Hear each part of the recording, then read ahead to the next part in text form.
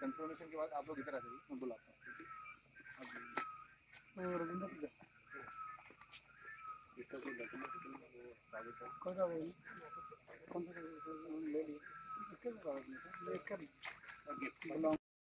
ठीक है, हम कौन कौन है?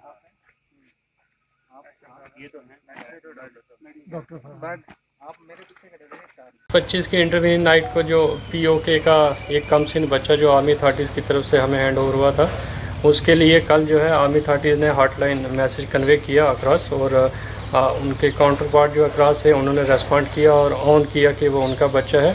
और आज हमने उसको जो है थ्रू आर्मी अथॉरिटीज़ जो है चक्कांदा पार्क से 3:05 पर उसको डिपोर्ट कर दिया।